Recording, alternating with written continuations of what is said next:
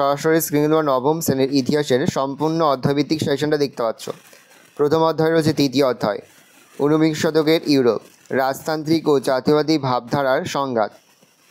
2 মার্কের জন্য যে প্রশ্নগুলো পড়বে দেখে নাও, আস্তে স্ক্রল ডাউন করছি। এবার দেখে নাও এই অধ্যায় থেকে 4 মার্কের জন্য যে প্রশ্নগুলো পড়বে। জুলাই বিপ্লবের প্রভাব আলোচনা করো এবং এই আন্দোলনের পতনের কারণ ব্যাখ্যা করো। ভিয়েনা সম্মেলনের পটভূমি আলোচনা করো, এই আন্দোলনের সমস্যাগুলি কী ছিল। ফেব্রুয়ারি বিপ্লবের প্রভাব আলোচনা করো অথবা 1848 খ্রিস্টাব্দে বিপ্লবের প্রভাব বা তাৎপর্য আলোচনা করো। ক্রিমিয়ার যুদ্ধের কারণ এবং ফলাফল আলোচনা করো। দেখে নাও এখান থেকে 8 মার্কের জন্য যে প্রশ্নগুলো পড়বে। ফ্রান্সে ফেব্রুয়ারি বিপ্লবের কারণ ও ফলাফল আলোচনা করো। জার্মানি ঐক্য আন্দোলনে বিসমার্কের ভূমিকা আলোচনা করো। ইটালি ঐক্য আন্দোলনে জোসেফ ম্যাসিনি এবং ইয়ং ইটালি আন্দোলনের ভূমিকা উল্লেখ করো।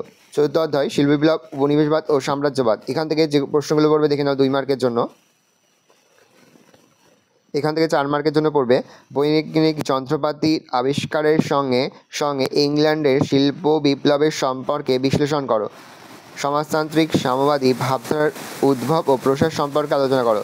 শিল্প বিপ্লব থেকে কীভাবে উপনিবেশের জন্ম হয়েছিল তা সংক্ষেপে লেখো অথবা শিল্প কীভাবে উপনিবেশের জন্ম দিয়েছিল। যোগাযোগ ব্যবস্থার উন্নয়নে টেলিগ্রাফ ব্যবস্থা কী ভূমিকা ছিল। আফ্রিকা ব্যবচ্ছেদের এই প্রেক্ষাপট আলোচনা করো। যোগাযোগ ব্যবস্থা উন্নতির ক্ষেত্রে সুয়েজ খাল খননের কী ভূমিকা ছিল এবং যোগাযোগ ব্যবস্থার উন্নয়নের ক্ষেত্রে রেলপথের ভূমিকা আলোচনা করো। এখান থেকে 8 মার্কের জন্য যে প্রশ্নগুলো পড়বে, ইংল্যান্ডে সর্বপ্রথম শিল্প বিপ্লব সংগঠিত হওয়ার কারণগুলি কী ছিল।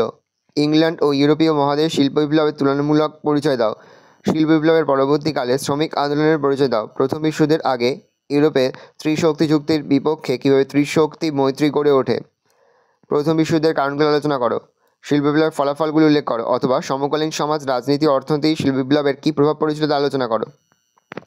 পঞ্চম অধ্যায়, বিংশ শতকের ইউরোপ। এখান থেকে 2 মার্কের জন্য যে প্রশ্নগুলো পড়বে দেখে নাও।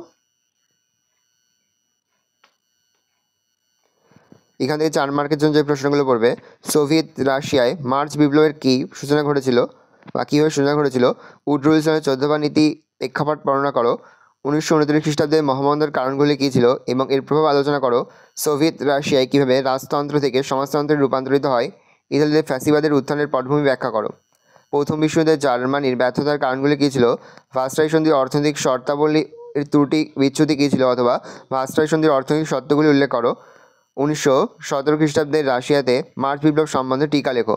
পরের অধ্যায়, এখান থেকে 8 মার্কের জন্য যে প্রশ্নগুলো পড়বে দেখে নাও। রুশ নভেম্বর পারস্যিক বিপ্লবের বিভিন্ন কারণগুলি সম্পর্কে আলোচনা করো অথবা রুশ বিপ্লব ও বলশেভিক বিপ্লবের পটভূমি আলোচনা করো। প্রথম বিশ্বযুদ্ধের প্রকৃতি ও ফলাফল আলোচনা করো।